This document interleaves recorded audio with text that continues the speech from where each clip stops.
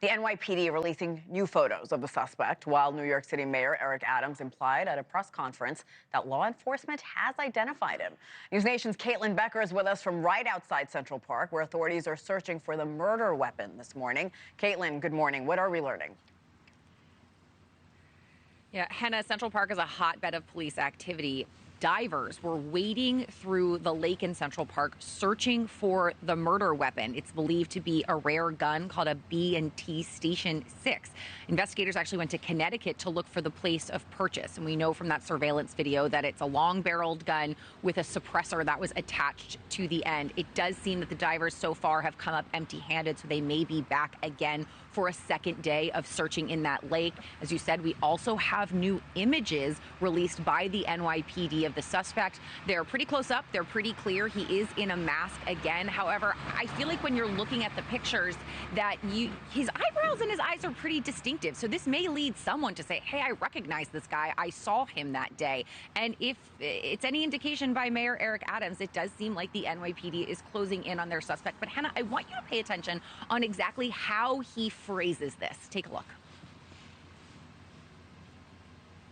We don't want to release that now. If you do, you're basically giving a tip to the person we're seeking, and we do not want to give him an upper hand at all. Let him continue to believe he can hide behind the mask. We're going to just simply reveal his face. We're going to reveal who he is, and we're going to bring him to justice. So he seems to indicate that they know who it is, but they don't want to reveal his name publicly so that they don't spook him. Some people took that as an indication that maybe they don't actually have his name, that it just is something that perhaps they're getting closer, or the mayor wants to make it seem as so. But it's possible, Hena, that we could get a name soon.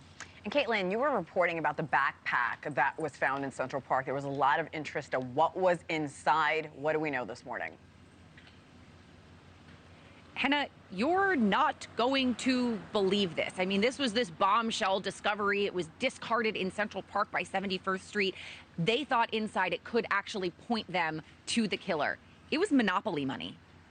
Monopoly money stuffed inside of this backpack, and a Tommy Hilfiger jacket. Unclear if the jacket is the killer's, unclear if it's something that could point to a possible motive as to why, unclear if it's a random jacket that could just be a red herring to make investigators kind of chase their tail. So the Monopoly money, it could suggest, of course, something similar to what we saw in those bullet casings, that this has something to do with UnitedHealthcare, with the insurance industry.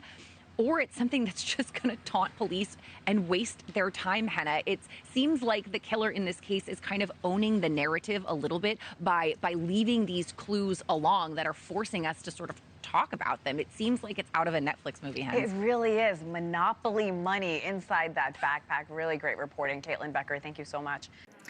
Thanks for watching. Go to joinnn.com to find NewsNation on your television provider. And don't forget to click the red subscribe button below to get more of NewsNation's fact-driven, unbiased coverage.